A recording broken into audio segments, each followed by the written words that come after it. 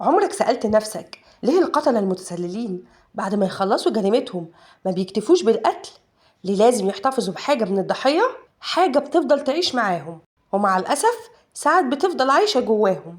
القاتل بعد ما يطعن أو يخنق أو يسمع آخر نفس من ضحيته ما بيقومش يجري، لأ، بيهدى فجأة، بيقرب من الجثة، يدور بعينيه زي حيوان بيدور على فريسته التانية، يمد إيده ياخد خصلة شعر، خاتم، أو حتى قطعة قماش متعاصة بالدم ويضحك. علماء النفس بيقولوا إن دي مش مجرد عادة، دي علامة على إن القاتل عاوز يحتفظ بروح الضحية. التذكار عنده مش شيء ميت، التذكار بيتحول لصوت بيتكلم في ودنه، كل ما يبص عليه يرجع يسمع الصرخة تاني، يشوف العين وهي بتموت ويحس بالإدمان. في قتلة كانوا بيعملوا ده كجزء من طقوس سحرية، يصدقوا إن الخصلة أو الخاتم بيمتص روح الضحية ويحبسها، ومع كل جريمة الصندوق اللي فيه التذكارات بيتقل أكتر، والهمسات اللي جواه تعلى أكتر، لحد ما القاتل ينام يسمعهم بيتكلموا، يضحكوا، يندهوا عليه. عارف إيه المرعب؟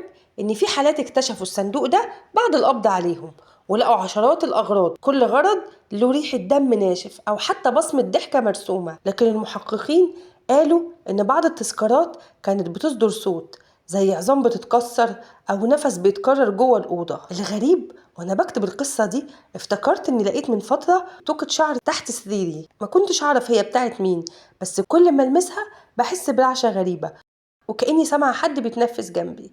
يمكن بيقولوا التذكار بيربط القاتل بالضحية، بس أنا دلوقتي شايفة العكس، الخصلة اللي عندي بدأت تتحرك كأنها لسه عايشة، وأنا مش قادرة أبعد عنها. كل مرة ألمسها بحس إني عايزة أكمل اللي بدأه هو. يمكن المرة الجاية التذكار هيبقى من حد انتوا تعرفوه. لو عجبك الفيديو اعمل لايك واشترك في القناة وفعل الجرس عشان يوصلك كل جديد.